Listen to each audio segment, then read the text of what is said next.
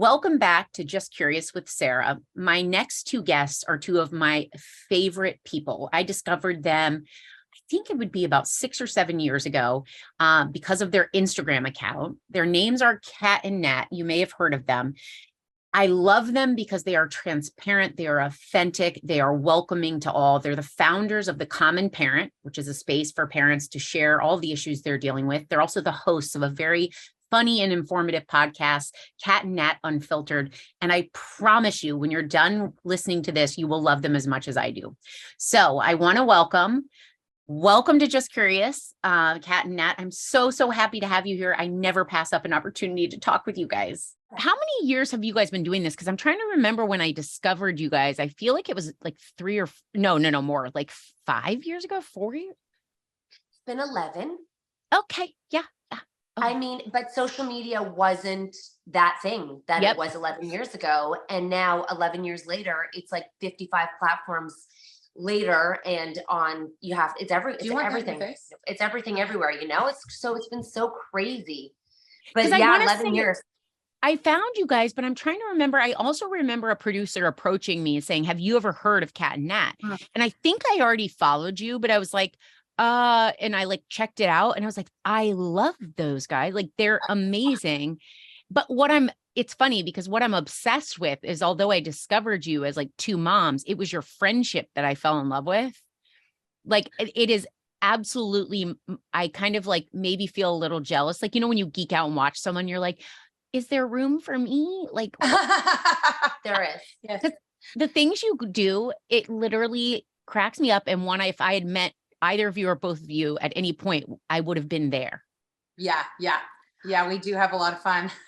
I think that, it's what carries you through. Like, don't you think? It's like when the husbands are great. Like they have a purpose. There's not the same, they don't care about the same things your best friend does, and nor do they want to screenshot and talk on 7 different apps or platforms at the same time and talk about, and they sometimes don't know what you're saying, but your best friend just does. You don't even have to finish something. There's no explanations needed in that friendship. And they don't do lifts in the pool like you guys just did the other day.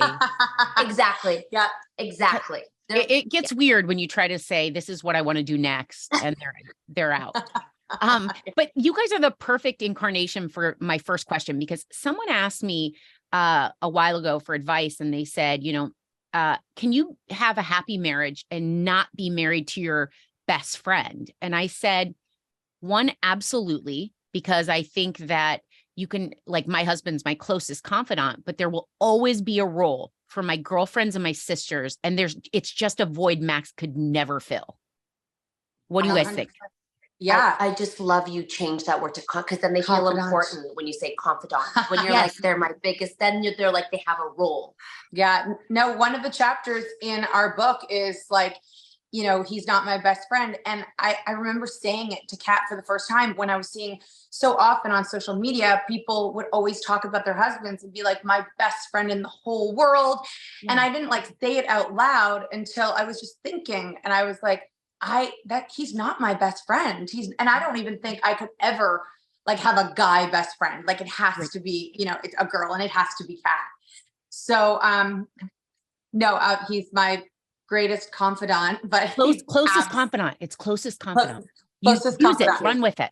Yeah. But how could I talk about him and the things that I'm going through to him? Like I got to talk to her about it. Right. Well, and I also think the language, maybe it's a love language or something, but women get me in a way that it's hard to explain. That I just, to expect Max to fit into a square hole would just be false expectation for me. And I think it is something, though, that societally we put on marriage. And I think when people say, how did you know you were with the one and like a soulmate? And I'm not for sure how you guys feel about all these things, but I said it was eventually a decision, and some of it's timing. But the idea that a marriage, a man for me could be all things to me, if I were waiting for that, I'd still be waiting for that. Yeah. And also that's so scary when, like, for me, it would be if I put everything into that one person And like, what happens when if one day, and what would happen for whatever reason, maybe they die or they leave you, and then everything you have is gone with them. Yeah.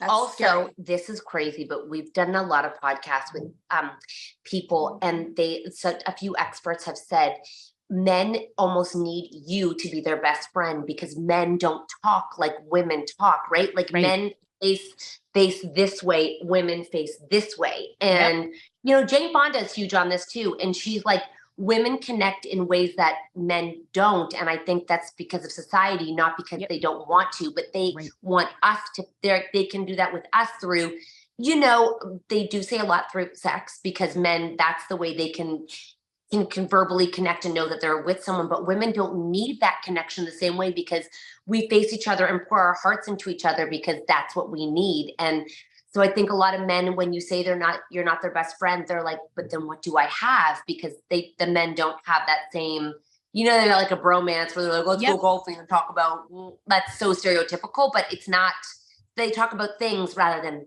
themselves. So funny enough, when Max comes home from being out with his crew and they're people he grew up with, I'll say, so how is so-and-so, like, because they had a new baby, how's this? And he's like, oh, I don't know. We didn't get to it. And I was like, you were together for 6 hours. How'd you not get to it? Like, I literally can't comprehend. And another thing you said, a therapist once told me about sex. So when I don't feel connected to my husband, the last thing I want is sex.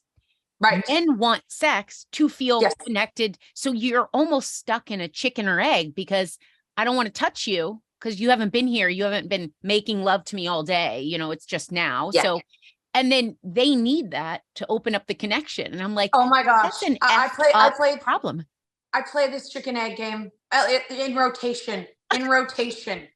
Yeah. Oh my God. We know when I'm like, we actually joked and I'm like, can you just have sex with him? Because we were going out on Thursday night all together. I'm like, I need him in a good space. Can you go do that for the team? Can you just put out for a friend here, please? Yeah. And then she was like this, I didn't do it. Sorry. And I was like, oh my God, way to go. You had one job.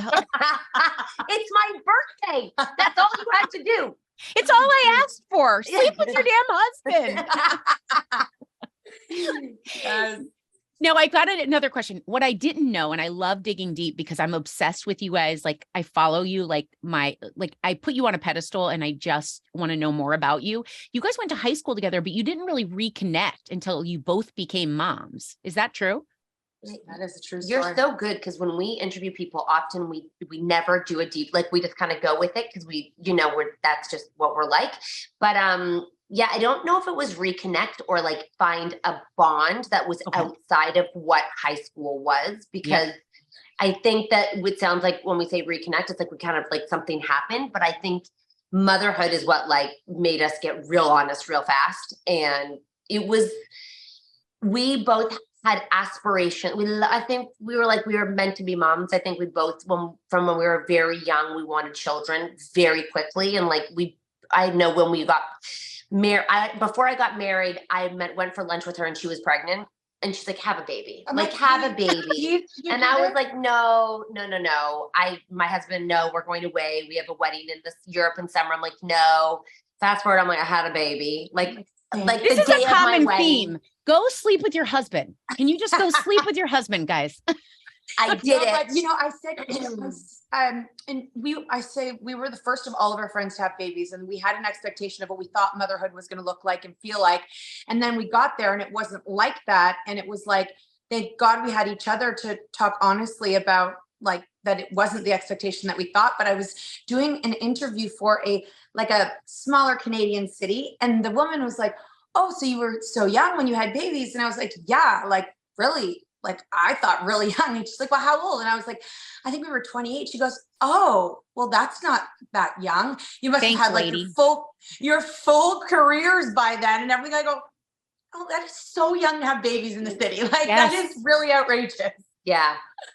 And I think when you're like raised as a girl to only think about being a mom, right? I think that was what kind of the generation we were brought up in was you sort of like think that that's what you do. Like you get a job, but like you think that this is what like I think we both had a dream that motherhood would be something so fulfilling. So you may not need anything else. Yeah, and it would be like our dreams would be complete at the age of 28, really. Yeah. And then fast forward, and you're like, like it's not. And then I was like, maybe if I have another one, still no, another one, nope. It's going to be the fourth one. It's going to be the fourth one. Nope. It never happened. So we were like, I guess we need more than motherhood. Well, the interesting thing is, when you love a child, how selfless that love is, and how maybe that's part of the craving of a child is this idea to love something so much. But interestingly, you're not promised anything, and that's the best way to parent. Like if you're truly loving your children, you're not necessarily getting a lot back. I mean, fulfilling moments and purpose, but really beyond that, it's a selfless love, a selfless job. Crazy. And never ending. It goes forever. Like I call my mom still. Like, I need her still. That poor woman. My mom's on a vacation right now, and I'm like, she's only been gone like half a week. I'm like, are you seriously not home yet? Wait, but did you guys find that so first of all, I think you touched on something when you said, you think it's what you want. I felt the same way about marriage. I think as girls and women, we're raised to kind of like, you're going to meet someone. You can go to school. That's nice too, if you'd like to work or something, but like you'll meet someone, you'll have kids. And then it's like, then we're there. It's like a destination. We've arrived. Mm-hmm. Yes. Not like, oh, chat, the job starts now. Like this is when the work is, because we plan for the weddings, but not the marriages. And we plan for like what the kids, but the not nursery. Yes. The nursery, what's going to look like. And did you ever get annoyed? One thing that bothers me, and it really shook me becoming a parent, is people have said forever, aside from them, showering you in pregnancy with what a joy and amazing time this is, but then telling you'll just know, like you'll feel all these things. It comes, I found that I was like, am I broken? Like I don't have instincts. Yep. I felt like that was like the most like traumatizing thing that happened to me was when I had my first baby and all those things weren't coming naturally. And I was left with this life, and I was supposed to figure out how to do all this stuff. And it wasn't just as easy as loving the baby and like holding it. It was like feeding, sleeping, crying, learning all this stuff. And I was like, I just feel so hopeless. This is not what it looked like. And I didn't feel it like when she was born. I felt like I wanted to protect her, but I didn't cry. I wasn't like, if my husband wanted her, I'm like, yeah, go crazy. Like I wasn't, it was protective, not in love. Like, and I think it took, like, I had to get to know her, like my firstborn. Oh my God, you're literally echoing everything. So the first day when we went, everyone posts on Instagram. I said, I'm not posting something about this was the happiest day of my life. I'm in love. I am so shooketh right now. Yes. And my husband was like, it's strange because I feel like like you would if you had a new dog. Like you want to protect them. Yeah. And the potential's there and you got a responsibility.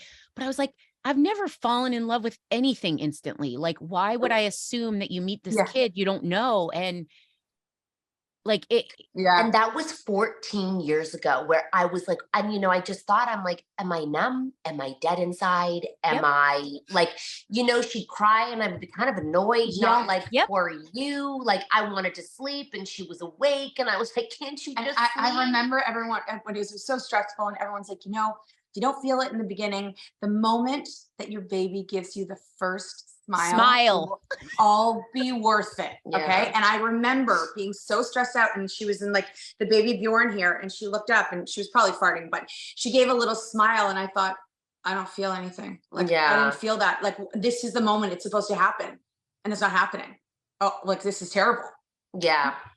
I love this about you. And this leads me to talking a little bit more about why you created this community, but what drew me in right away about you guys is individual, just women, not as moms, just Cat and Nat, like obsessed with just your humanity. You have this lean into the imperfections. I'm doing the best that I can. I'm going to show you what I find, and I'm not going to pull any punches. And I find that those Instagram posts, those interactions, the second you're pregnant, I also felt invisible because I, of course, want people to worry about the baby, but they stopped asking, how are you? Like, have you read a book lately? Because the second you're impregnated, it's like you sit there on an egg or something and do nothing else. So no one asks about anything else. And then you go into the isolating beginning of parenthood and you're like, I don't even know where I am. Like, I don't know who I am.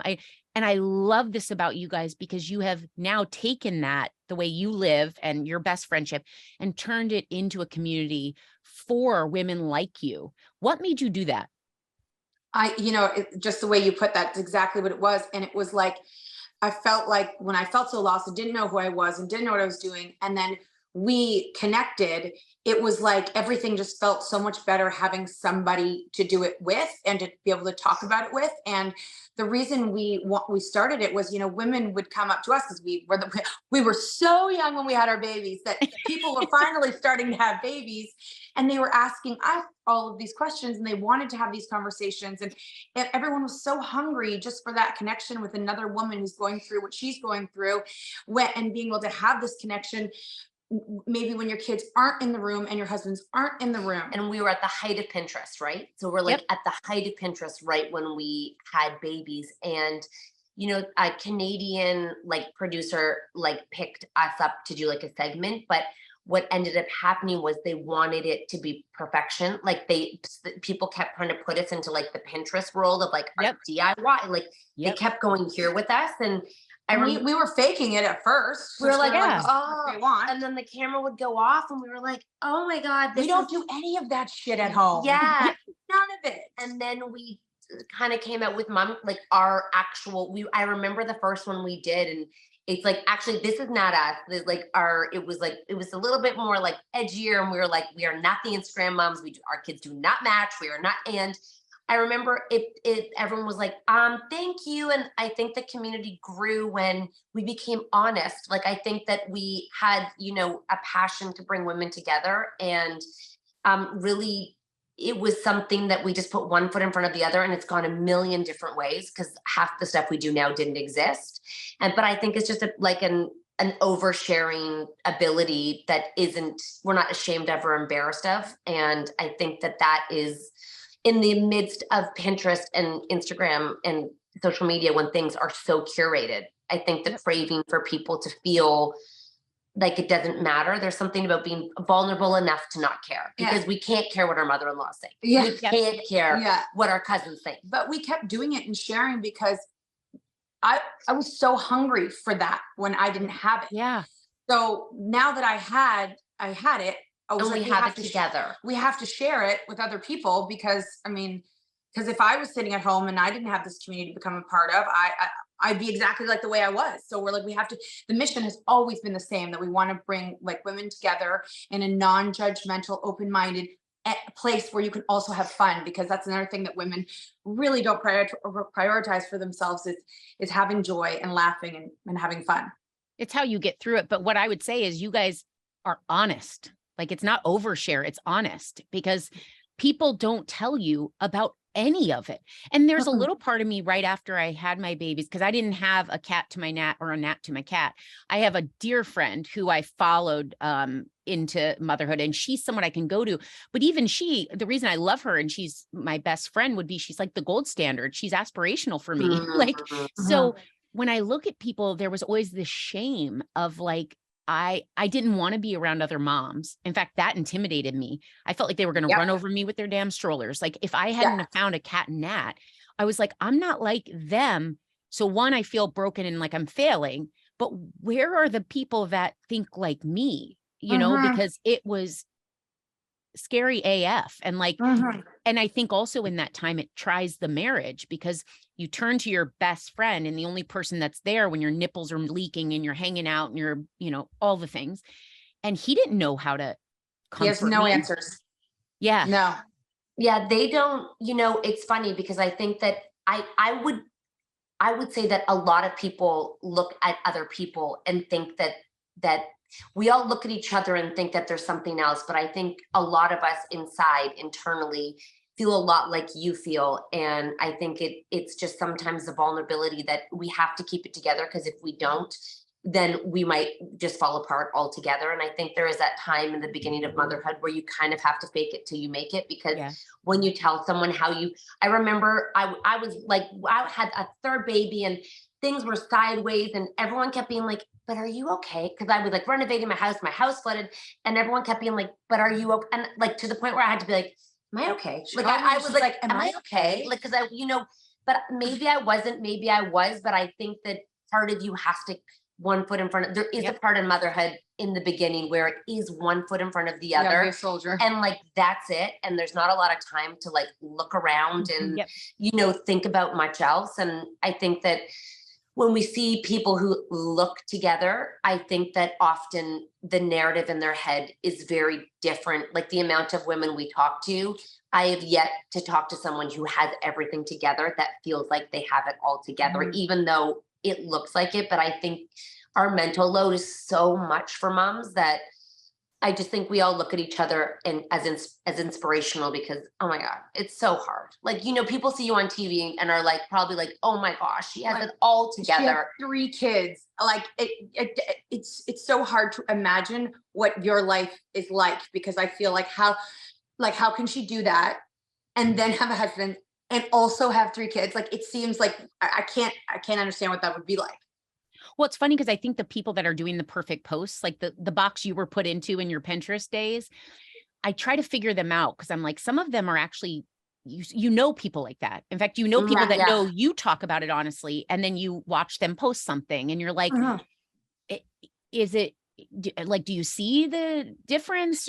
And I realize that I think the fear of landing, like the perfect landing and parenting, and the want to be everything for your kids, because the love is like humongous. And when you fall, it's just like, you guys, whoa.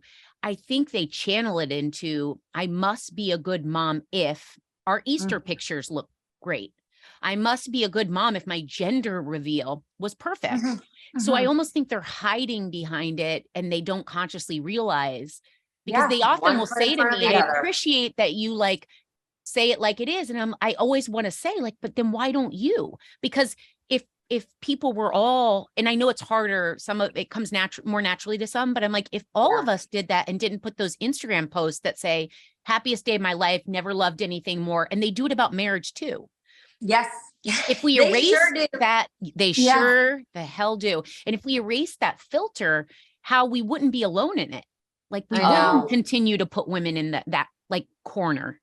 I know. And what's so crazy is, just as you're saying that, when I'm scrolling through like, Facebook or Instagram, and I see those people and everything looks so perfect in the moment, I'm like, it really is. Her life really is that perfect. And then I have to remind myself, she's human. Don't get caught up in what you're seeing. Like, it's all the same, because you have to continue to remind yourself, because being a mom, you're like constantly kind of like trying not to judge yourself and do the right thing. And maybe if they're doing something different, is that their way better?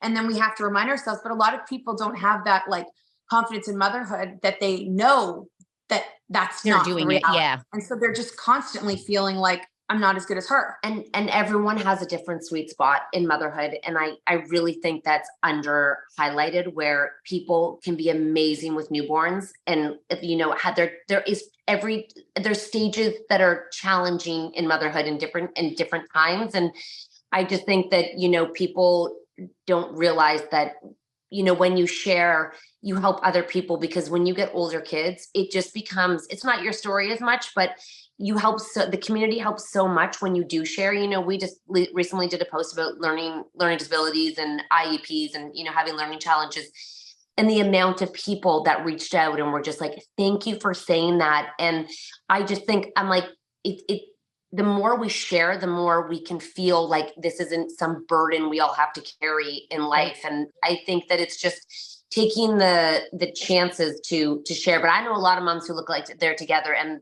their kids are falling apart, unfortunately, in, tween and teenhood, and they have to keep it together. And then, when you get them one-on-one, they're like, but this is going on. And you're like, oh, you're also like, thank you so much for sharing. And like, again, like everything, if we all do this, then we're not going to feel like we're on an island going through something alone. Well, you said something important about the sweet spot. So my mom said one thing that like, and we have, like any mom, we have a complicated relationship, but I remember she has four of us. And so, you know how you always think that person with one more kid must be doing, like, they have to do more, even though the struggle is relative. You think, so I kind of felt a little inadequate. And I was telling my mom, because my sisters were better at infant stage, and I said, I'm really struggling. Like I would still do it again, but I don't know what I'm doing. And she goes, sweetie, she's like, one phase of motherhood does not define the job. Like you're going to be good at different things at different times. And I was like, it almost felt like a weight came off my chest. Like I don't have to nail it all the way through. Sometimes you're just getting through. Oh, no, I love that. We hated babyhood. Well, you Yeah, like I babies. didn't do well. I didn't do well with babies. When they were about to like choke on a dime or like a grape or cut, I was just like, this is so much work. And the sleeping and she was great at that. Well, no, but I was so excited when I had my second baby because finally I was doing the job for the second time. I actually knew something. Like it was such a great second feeling. Was better for me. Yep. Yes. Like, because the first one, it was like totally foreign world, another language, everything. And then I was like, I know how this goes. You're not going to fool me twice. Yes. Until they do, you know what I mean? But there is definitely the sweet spots and I think people need to give themselves a lot of grace because your sweet spot might be when they're 8, 9, 10, or it might be when they're teenagers, or it might be when they're, like I like my kids busy. I like them in activities. It's really fun. It's a lot more fun than this sitting around waiting for nap jail. I hated that. Oh, I hated nap jail. The schedule was like for real. And you knew you needed it, but you were like, when are we ever going to be free again? I hated it. You guys have to give me a warning because your kid's the youngest because you have 4 and 3 children. What's the youngest? Who's the youngest? 7 to all the way up to 14. Bless you. Okay. So what is the struggle? So my oldest is 7. So what are the next phases looking like with teen and tween? This is such a hard question, but what you begin to realize is they actually need you very differently and a lot more as they get older, because when they're younger, you're keeping them alive and loved. When they're older, you're actually parenting. Wow. So you begin to have to really be the person you want them to be, even though they're so frustrating because they're trying to become their own person and you have to let go of who you want them to be and let them be who they are, while supporting them through hard times. And it's frustrating because you're just like, don't you like, it's like you want to tell them, but you can't. Mm-hmm. So, and just sort of school and, just praying and hoping that they understand their own consequences of what they're doing, because the older they get, the bigger the consequences of their life become. And especially now with everything that they do can be magnified on social media, which is, we didn't have that. So it's a different world for us and raising them in this, but confidence, keeping their confidence for the girls, like and the boys, and eating disorders and, or disordered eating. But it's so overwhelming, but that's why we created our parenting platform called The Common Parent, which is a community for parents, but we bring in experts all the time. And these experts are the kind of ones that, like, instead of going to read a whole book, because we're not sitting reading books on everything, they give you just like hard hitting things you can put in your back pocket. And one of them, like 2 of the things that stand out for me that I have to remind myself and my husband all the time is their brains are not fully developed till they're 25. And one of the number one arguments that parents and teens get in fights about is when adults are trying to make kids be adults when they're not. Yep. And then the other thing was just that they really want to feel connected to you as a parent, even though it feels like they're rejecting you. Mm-hmm. Their biggest thing that they tell the experts is they don't feel like understood by their parents. They don't feel like they really know them. So those are 2 things that I think about a lot. It's like, let's not expect a 14-year-old who's going through crazy hormones and developmental changes and everything to be like 40, And every parent struggling, like I tell my husband this, I'm like, if you think of a 6-year-old to a 12-year-old, they change, but you could see a 10-year-old and be like, are you 11? Are you 8? Like, you don't know, right? Like, it's kind of like, oh. If you think of 12 to 18, what they look like from 12 to 18 and how much they grow and change, and then are supposed to basically vote, drive, move it, like all the experiences that they're having 6 years, they're supposed to develop to adults, and basically 12 to 18. Oh. It is like It really is. If you really take that in at how much they change year over year and are growing, and you're just And like how pivotal those years are. We have to give them a little bit of space to, like figure life out. So I just think there's no advice because they're also amazing conversations. They're hilarious. You get to meet their friends and see them through their eyes of their friends, and you get to hear them, find their passions, and they become, really, what's the word? Our girls, the age 13 and 14 have changed an entire generation. Like they don't say she, he, they're all they, that they're very, progressive in their conversation. Yes. And they're doing it. Like we all talk about it, but they're living it and supporting it. And they're so passionate about life still. They haven't had the servings of, too much negativity. So they're really they're game changers. I think that the younger generation will be remarkable in what they change. They are so amazing to watch, these 13, 14-year-olds coming up. I'm just you are a force to reckon with. Yeah. And the things that come out of their mouth. And I mean, our girls just being since they've, just started to not be little girls anymore, these women are they're such feminists. Yep. And they're not going to take from the guys or their brothers, and they are just they are that it's not okay. Yeah, they are so much stronger than I remember me and my friends being at that age.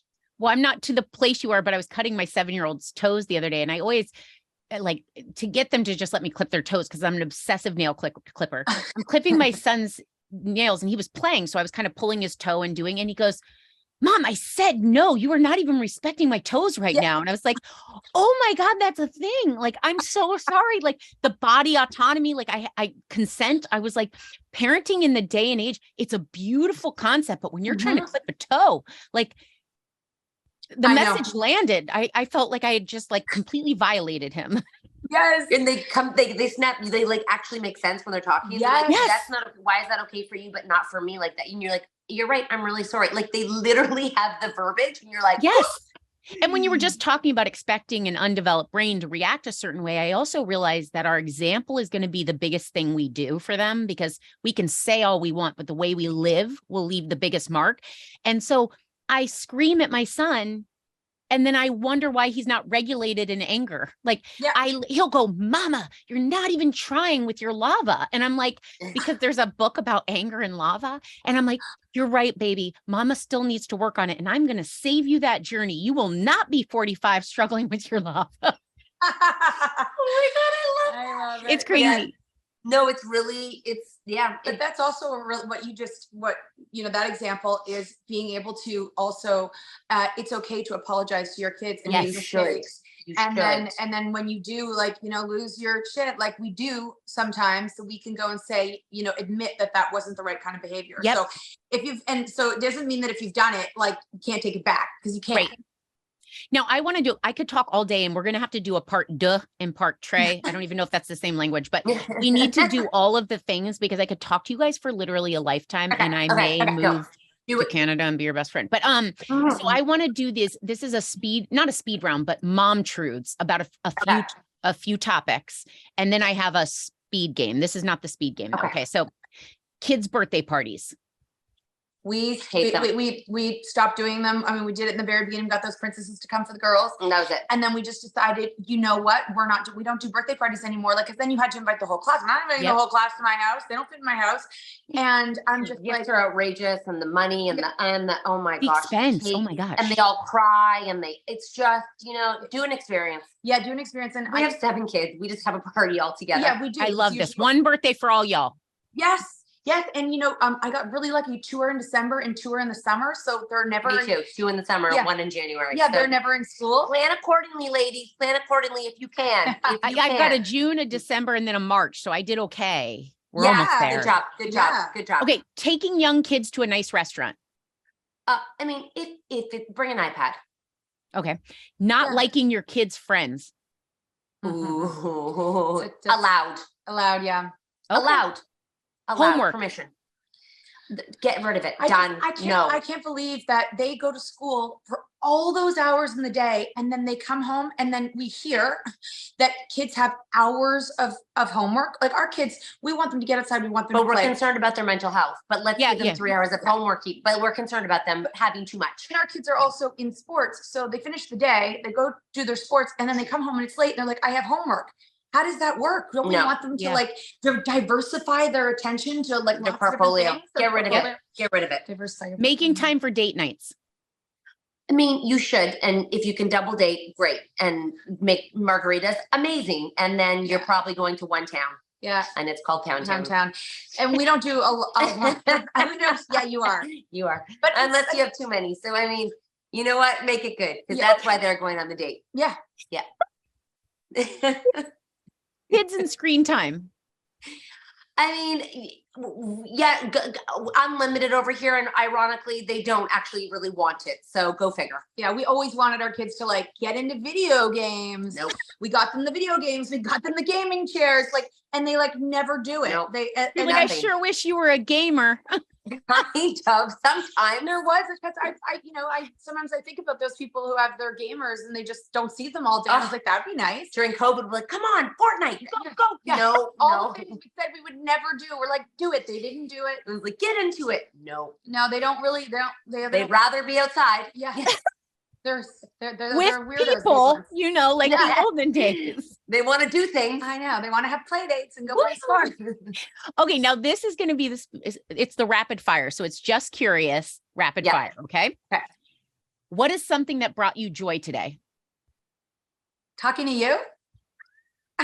Really? That's the first time I've gotten that. What do you wish you could tell your younger self? If I can swear, to just fuck it. Life's too short. Like, just don't overthink. Enjoy. Go. Don't look back. Yeah. Go. Have fun. And the people who get straight A's aren't necessarily the people who are going to be the most successful. Who knew? What is one thing you wish you knew when entering into parenthood? That to not have expectations, and that you just got to go day by day. And they want nobody. They would never change their mom. They don't want someone different. They want you. Only you. What is the one thing that gets you through the hard days? Natalie. Cat. What's on your bucket list? Going to Banff. She's so weird. Banff. She said, and having an inflatable bar in my back, like a party bar that inflates with lights, like have a nightclub in my backyard that's a bounce house, and it's a real thing. Yeah, we found it, and we're going to have it in the summertime. I'm on board like a bar. I want to go back to the clubbing days, but at 8 p.m. Yep. Bam. Yep. One night only. Wrap it up. Yep. Now, who has impacted you the most in this life? I mean, I guess you've had a big impact, but our moms too. Yeah, definitely our moms, 100%. A lot of what we do, how we do it, the way how we do life, it was a lot of watching our two single moms and how they did it. Mm-hmm. Oh, now what is something you are curious about right now? Polygamy. But not for myself, just like for friends, not me. No, I just like open, like swingers, curious. Yeah, like very. Like that's so curious that we've been like interviewing people about it. That blows my mind. How do you do that? I have to email you this. My friend, my best friend, the one I mentioned, Erin, she sends me this article with no context, and it's about open relationships. And I'm like, yes. Hey, girl, was there a text to follow? What's going on here? Is this? She's like, it's just fascinating. I was like, yes, fascinating. How? Like, are we interested? Are you telling me something? And so when Max found out it was Erin that sent it, he goes, what did she mean by that? I go, she didn't text anything follow up. Like, yeah. We heard that there are the most amazing sex clubs in New York, just from someone who went and did it. Lived the life. Yeah. Oh, yeah. Crazy one. She doesn't do it anymore, and she stayed married, but she's got the stories. Yeah. Oh, we need to invite your third friend next time. Yeah. Yes. I just want to be invisible, and I want to see how it goes on there. Fly on the wall. I will do that with you. Clothes. Like my kids always say, what would be your superpower? And I'm like, I think invisible. I want to go watch the world as a fly on the wall. Yes, we love that. Go into everybody else's houses, different cultures, different societies, different countries. Like, how do you do this? Let's creep. Yeah. You guys, thank you I literally have loved you for years. You guys are even better when I get a chance to talk to you. I just think the world of you guys and all the work you're doing. And just so you know, you're helping moms like me feel better about this journey and not alone or weird for it. So thank you. Thank you. That's all we ever want to do. I thank you for having us. Yeah. Seriously, it means so much to us. We love you. We've loved you forever too. Yeah. Well, we'll be knocking on your door again because you guys are so fun to talk to. You're so insightful. And again, the pressure it takes off people like me, like it really, in addition, you guys are fucking hilarious. Like, well, we need you on our podcast, so we'll figure that one out. I would love that so much. Okay. Thank you guys so much. And do this. I would love that. Okay. Yes. We're always Thank looking you, to get out of here. Okay. Me too. Have a great day. And thank you again. Thank you. Bye. Bye. So the biggest of thank yous to Cat Belknap and Natalie Telfer. I never call them their full names. We'll go with Cat and Nat, but for taking the time to chat with me and sharing so much of their wisdom. For everyone watching, you can find more amazing conversations on their podcast, Cat Nat Unfiltered, and be sure to follow them on Instagram. I promise you it will make you laugh. Big things can happen if you remain curious. How curious are you? I'll see you next time.